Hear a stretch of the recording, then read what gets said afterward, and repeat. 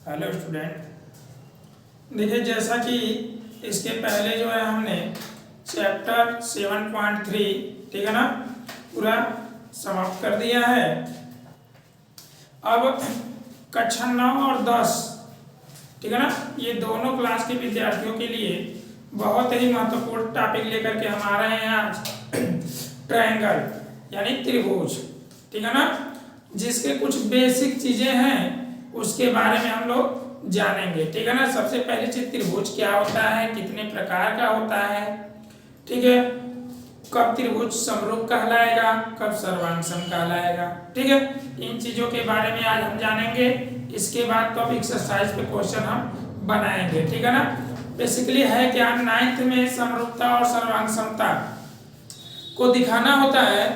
ठीक है ना, कब कब होता है, लेकिन 10th में जो है क्लास 10 में, ठीक है ना, कक्षा जो 10वीं है उसमें आपको क्या दिखाना है बेटा कि अगर कोई भी चीज समरूप है तो क्या कंडीशन हो सकती है, कोई भी आकृति अगर समरूप है तो क्या होगा, अगर सर्वांग है तो क्या होगा। ठीक है ना, इस पे आधारित जो है प्रमेय होता है, उस पे हम क्वेश्चन बनाते हैं। ठीक है ना, तो आज बेसिकली जो है सामान्य रूप से हम क्या करेंगे, त्रिभुज के बारे में जानेंगे और कब समरूप होगा और कब सर्वांग होगा इसके बारे में जानेंगे। ठीक है ना, तो आइए देखते हैं।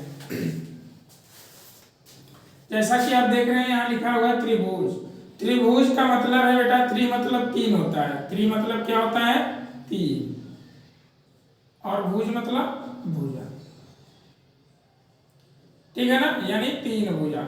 यहां से हम कह सकते हैं ट्रायंगल, इंग्लिश में बोलते हैं। ठीक है ना, तो ध्यान दीजिएगा, यानी ऐसी आकृति जिसकी तीन भुजाएं हो, क्या हो, तीन भुजाएं हो।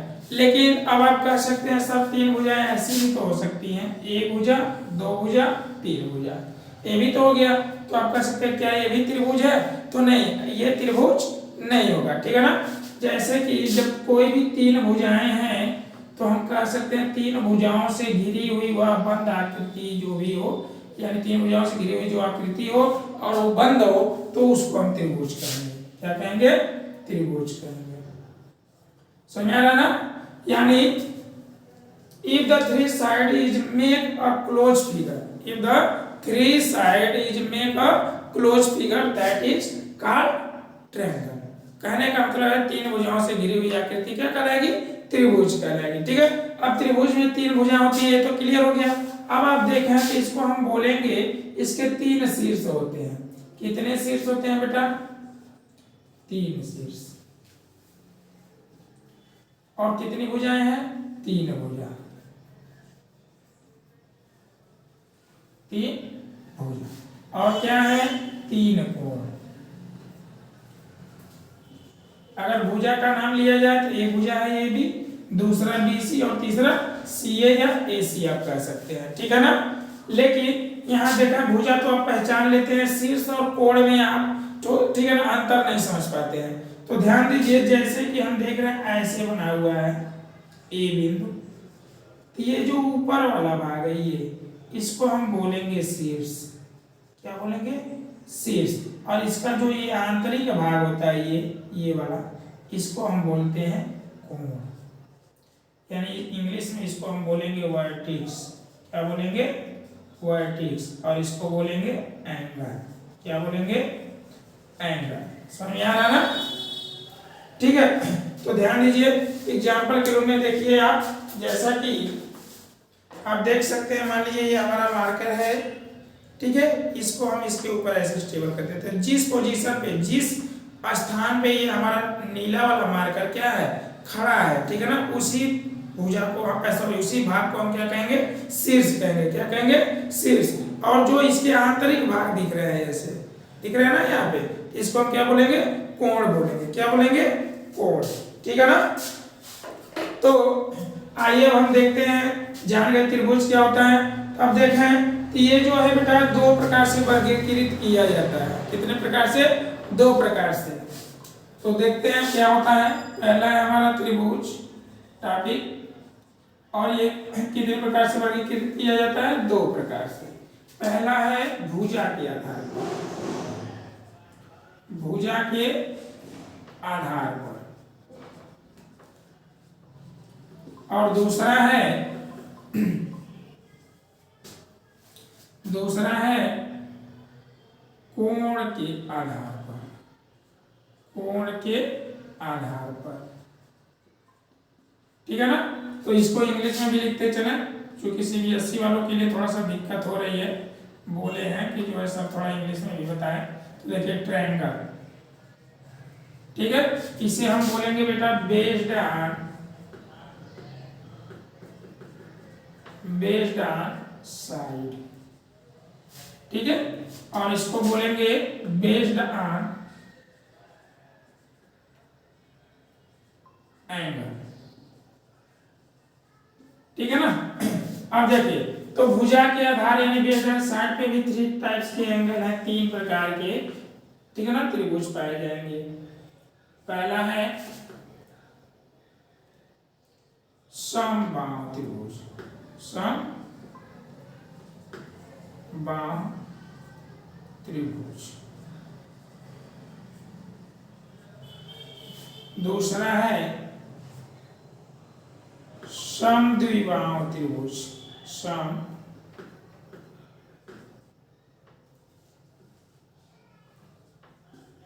समद्विबाहु त्रिभुज। तीसरा है विषमबाहु त्रिभुज, विषमबाहु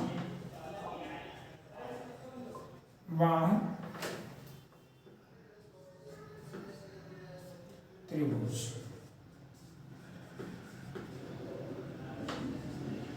ठीक है ना।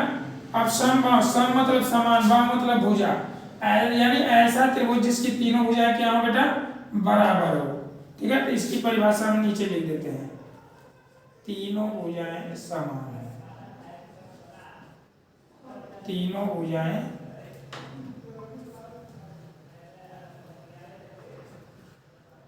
समान है, ठीक। इसका क्या है, कोई दो भुजाएं समान हो, कोई दो भुजाएं समान हो, ठीक है। इसका मतलब है कोई भी भुजा आपस में समान न हो,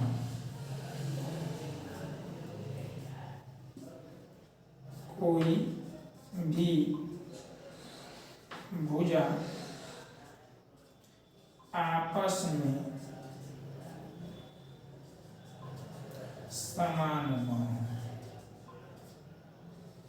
समान न हो, ठीक है ना।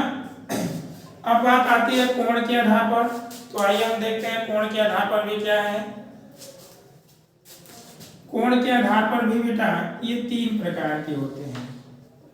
पहला होता है न्यून कोण, न्यून कोण त्रिभुज,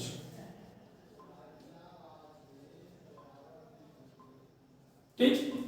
दूसरा होता है समकोण त्रिभुज, समकोण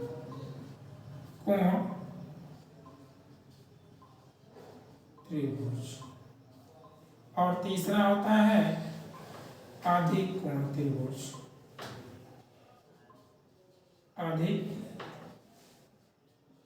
कोण त्रिभुज, ठीक है ना। चलिए, अच्छा इंग्लिश में लिखे हैं, ठीक है, लिख दिया जाएगा, ठीक है ना। चलिए, न्यून कोण त्रिभुज का मतलब जिसके सभी कोण 90 अंश से छोटे हों, क्या हो, 90 अंश से छोटे हों, ठीक है ना। जिसके सभी कोण 90 अंश से क्या हो बेटा, छोटे हों, उसे न्यून कोण त्रिभुज कहते हैं। यानी आप लिखना चाहे 60 में, मान लीजिए कोण अगर आपका थीटा है, थीटा लेस देन 90 डिग्री, लेकिन यहाँ लिख लेंगे प्रत्येक, मतलब प्रत्येक कोण की बात किया जा रहा है, ठीक है ना। अब देखिए इसको इसको हम क्या बोलेंगे बेटा, समकोण को जिसका कोई एक कोण, कोई एक कोण 90 अंश हो। क्या हो? 90 अंश हो। यानी थीटा, अगर मान लीजिए कोई एक कोण है थीटा, तो क्या होगा, 90 अंश के बराबर होगा। ठीक है ना। और यहाँ से आप लिख लेंगे साइड में कोई एक, कोई एक। ठीक। अब आप देखें अधिक कोण क्या होता है, जिसका कोई एक कोण, ठीक है ना, कोई एक कोण क्या हो, 90 अंश से बड़ा, क्या हो, बड़ा। ठीक है ना। यानी अगर हमारा कोई एक कोण थीटा है, ठीक है ना, तीनों में से, तो थीटा क्या हो, ले ग्रेटर देन 90 डिग्री। ठीक है ना। और यहाँ भी लिख लेंगे कोई एक कोण, कोई एक कोण। अच्छा, बहुत सही है। आप कहना क्या जा रहे हो बेटा, जब दो कोण 90 अंश हो जाएगा तो फिर 90-90 जोड़ोगे तो कितना हो जाएगा, 180। और आप जानते हैं त्रिभुज की गुणवत्ता होती है कि तीनों कोणों का योग क्या होता है, 180। तीनों कोणों का योग 180 अंश होता है। ठीक है ना। तो यहाँ आप बताओ, अगर दो ही कोण मिलकर 180 हो गया, तीसरा शून्य होगा ना। जब तीसरा शून्य हो जाएगा तो क्या तीसरा कोण ही नहीं बन रहा तो त्रिभुज बनेगा नहीं। ठीक है ना। इसलिए जो है कोई एक कोण 90 अंश होना चाहिए। ठीक है, तीनों में से ऐसे ही कोई एक कोण 90 अंश से बड़ा होना चाहिए। ठीक है ना। चलिए इंग्लिश में लिखना है। ठीक है, इसको बोलते हैं बेटा इक्विलेटरल ट्रायंगल, इक्विलेटरल ट्रायंगल। ठीक है, इसको बोलते हैं isosceles triangle,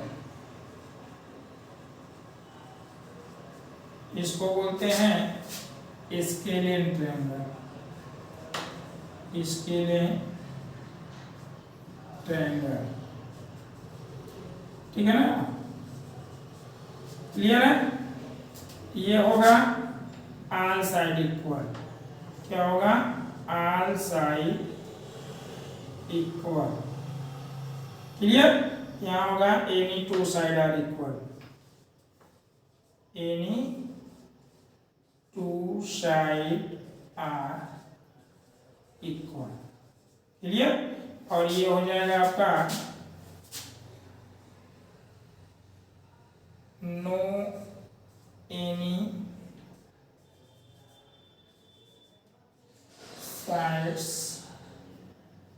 side is equal, मतलब कोई भी साइड इक्वल ना हो। ठीक है। इसको देख रहे हैं न्यून कोण। ठीक है ना। इसको बोलते हैं इंग्लिश में एक्यूट एंगल। क्या बोलते हैं, sorry, acute triangle, acute triangle.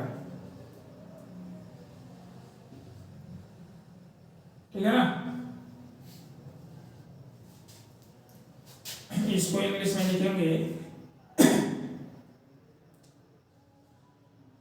each angle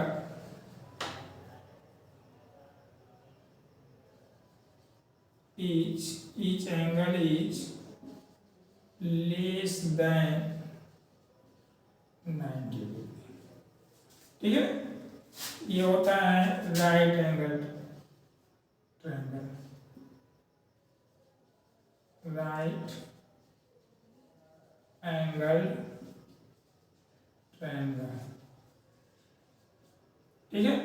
इसका होगा any one angle is equal to 90 degree. इसको बोलते हैं obtuse angle, sorry obtuse triangle, obtuse triangle, ठीक है ना। इसका डिफिनेशन है any one angle is greater than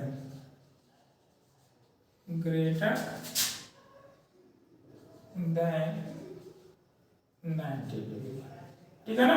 हो गया आपका इंग्लिश में भी ना, आप संतुष्ट हैं? ठीक है, कोई बात नहीं।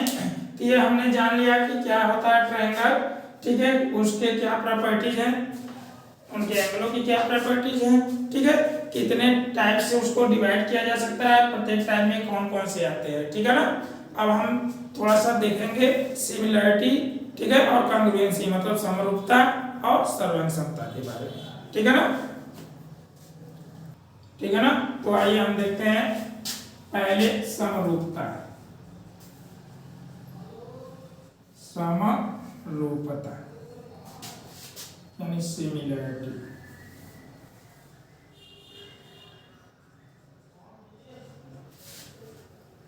सिमिलरिटी, ठीक है ना, ध्यान दीजिएगा।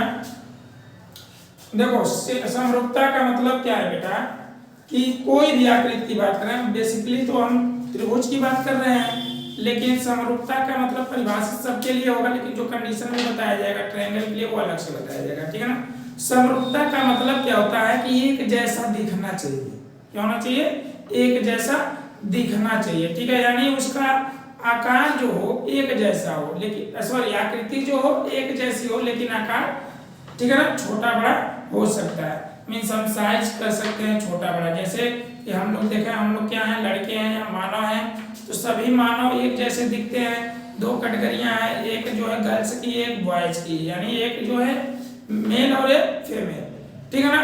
तो एक जैसे जो दिखते हैं उनको हम अलग से पहचान लेते हैं ना, कि ये मेल है और ये फीमेल है, ठीक है ना। तो ये जो समानता दिखता है मेलों में एक जैसा, ठीक है ना, आकार क्या है उनका, ठीक है ना, छोटा या बड़ा कुछ भी है, लेकिन क्या है फिर भी हम आकृति के आधार पे कहते हैं ये मेल है ना।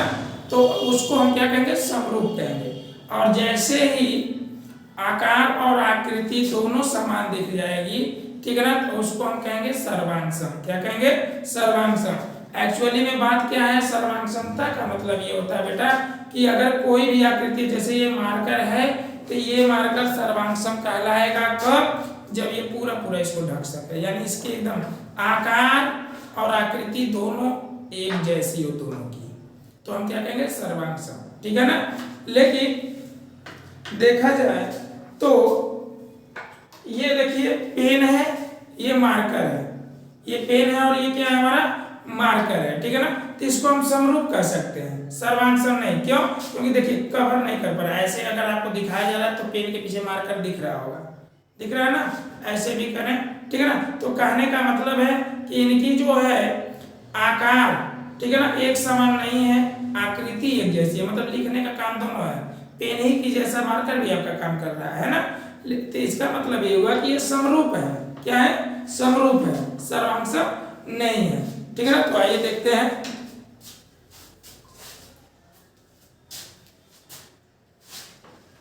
समरूपता की परिभाषा, जिस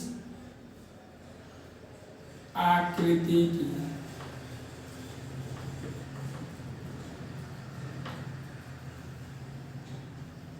की आकार एक जैसी हो, एक जैसी हो, ठीक है ना।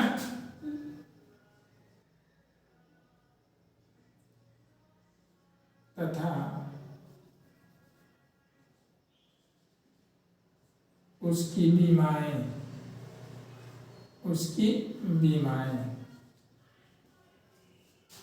समान हो या असमान हो, या असमान हो, ठीक है ना, उसे समरूप कहते हैं, समरूप कहते हैं, ठीक है ना। कहने का मतलब, विमाएँ का मतलब लंबाई चौड़ाई, वही जो हमने बताया, ठीक है ना। जैसे मान लीजिए ये वर्ग है, ये भी आपका वर्ग है, तो देखने में एक जैसे दिख रहे हैं, है ना, लेकिन विमाएँ क्या है, इनकी भुजाएं बराबर नहीं है, तो इसको हम कहेंगे समरूप है। क्या है? समरूप है। समझ में आ गया ना, इंग्लिश में भी। चलिए,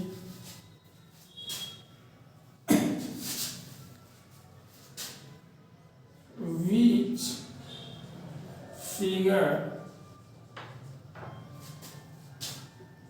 of shape is same but its dimension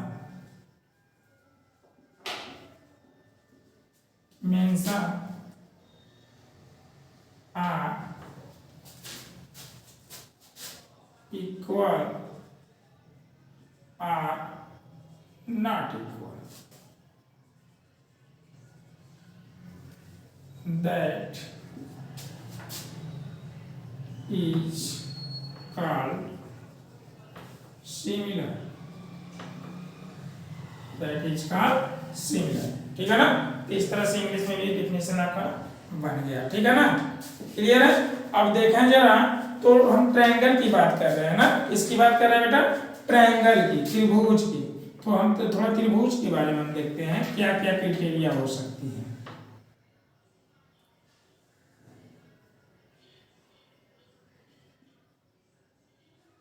हम मान लेते हैं एक त्रिभुज है हमारा ABC और एक त्रिभुज है PQR। क्या है? PQR। तो क्या ये समरूप है? जी, समरूप नहीं होता तो इसको हम त्रिभुज कहते नहीं, दोनों को ना, एक को त्रिभुज कहते हैं, एक को कुछ भी कह सकते हैं। जैसे एग्जाम्पल पे मान लीजिए ये आकृति है, एक ये है, ये समरूप नहीं, एक जैसे नहीं दिख रहे हैं, मतलब ये समरूप नहीं है, क्योंकि ये त्रिभुज कहलाएगा, ये कोई भी चतुर्भुज कहला सकता है कि नहीं है। तो इसलिए देखा यहाँ क्या है, ये समरूप। तो इसके लिए क्या का क्राइटेरिया होती है, तो ध्यान दें, कोई दो एंगल, कोई दो कोण आपस में समान है, आपस में समान है, या एक कोण एक भुजा, एक कोण व दो भुजा,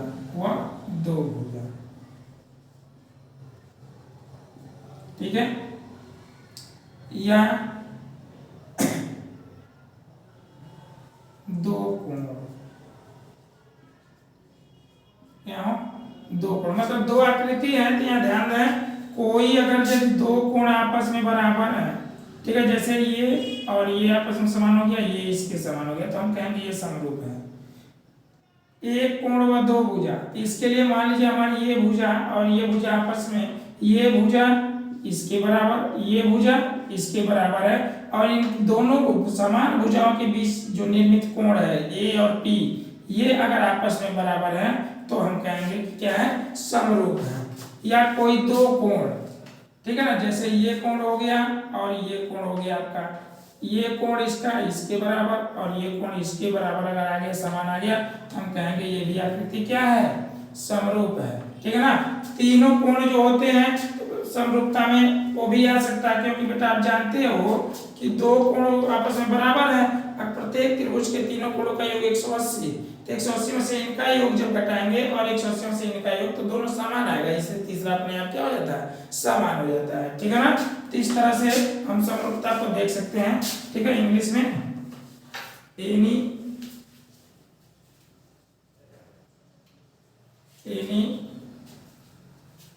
to corresponding angle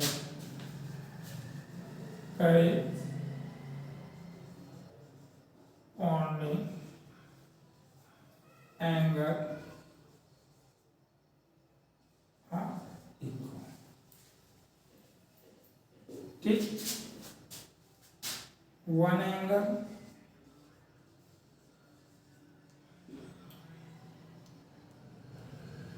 and two sides।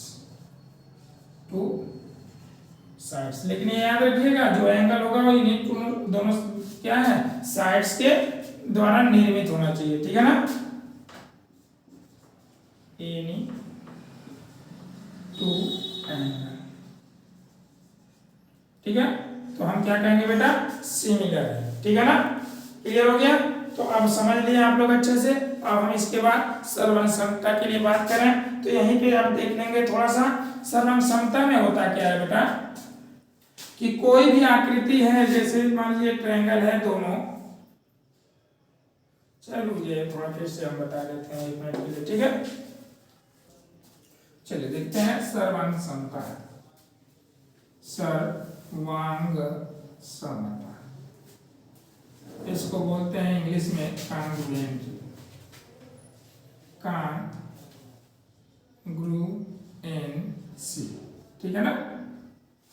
अब देखा बेटा कांग्रुएंसी क्या है कि जब कोई भी आकृति आपस में दी गई हो, दो आकृति, उनकी आकार व आकृति मतलब विमाएं व आकार सब आपस में क्या है बराबर हो। क्या हो, बराबर हो, यानी एक दूसरे को क्या है पूरक हो, पूरी तरह से ढक सके, तो हम कह सकते हैं इनको क्या सर्वांग सम। जैसे ये मान लीजिए त्रिभुज है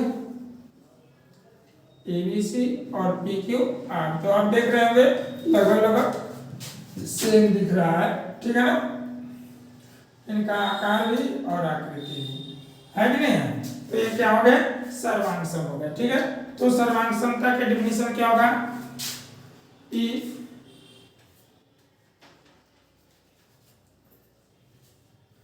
two figure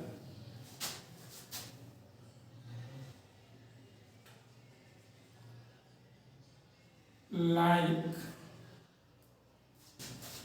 as same and its dimension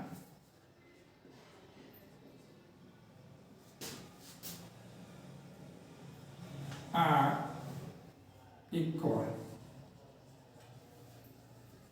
that is called congruence। that is called congruent।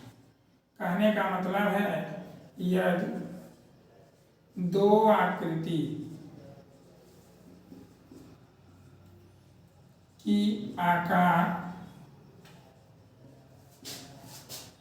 व विमाएं एक जैसी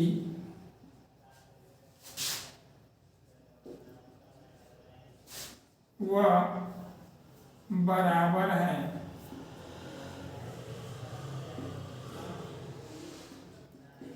तो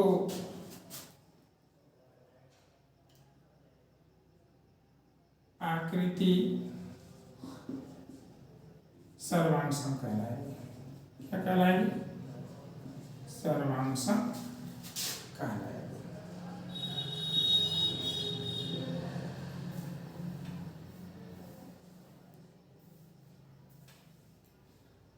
ठीक है ना। अब यहां से देखें इसके लिए क्या कैटेगरी होना चाहिए, कंडीशन देखना बेटा। तीन के कंडीशन जो हैं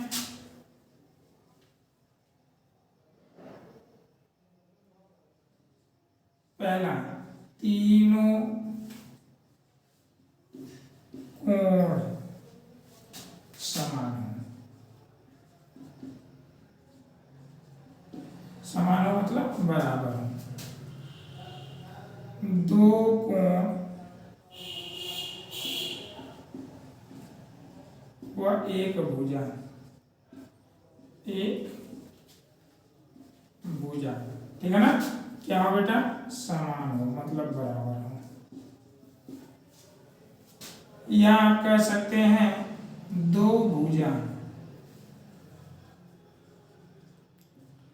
व एक कोण। कौन सा कोण, उन्हीं दोनों भुजाओं से निर्मित कोण, ठीक है ना। एक कोण समान है तो आप कह सकते हैं सर्वांग सम है। वैसे तो देखा जाएगा तीनों भुजाएं भी एक जैसी हैं बीमा और तीनों कोण बराबर है तो भी क्या होगा, क्या होगा, सर्वांग सम होगा, ठीक है ना। इस तरह से हम सर्वांग समता के बारे में भी जान लिए हैं, ठीक है। तो यहाँ पे इंग्लिश में देख लीजिए आप, एंगल आर इक्वल, ठीक है। यहाँ ध्यान दीजिएगा ट्रायंगल की बात हो रही है, ठीक है ना।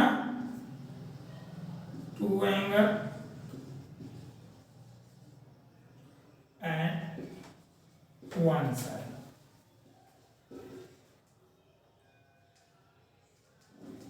Are equal, two sides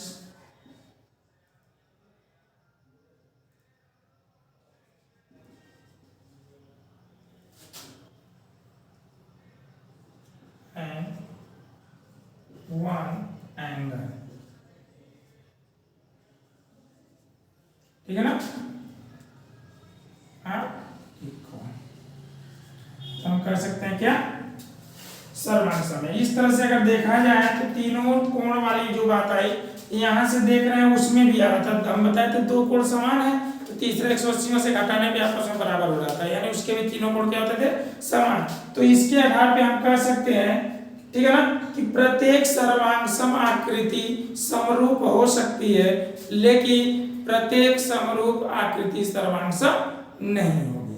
clear है ना।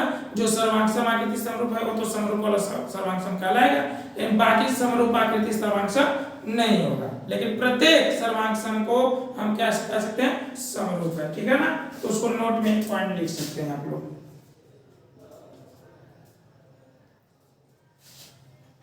प्रत्येक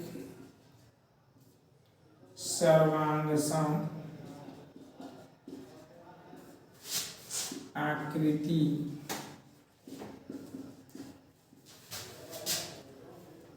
समरूप होती है, समरूप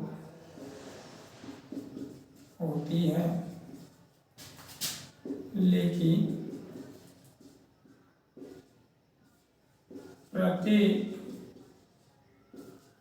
समरूप आकृति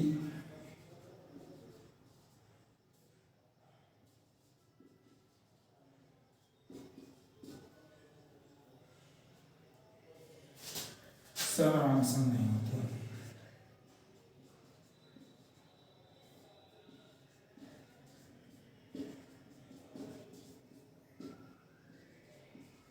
ठीक है ना। तो यहां से देखा इंग्लिश में, ठीक है, each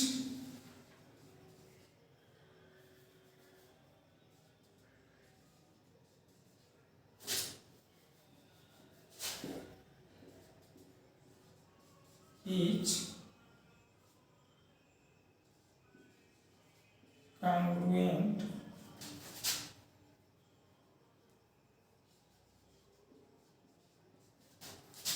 figure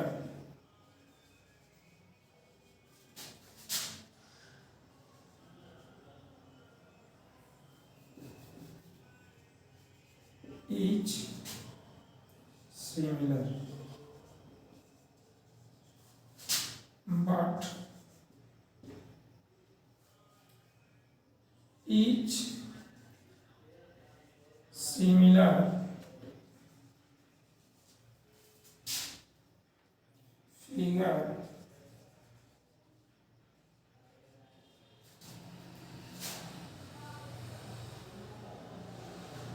is not congruent.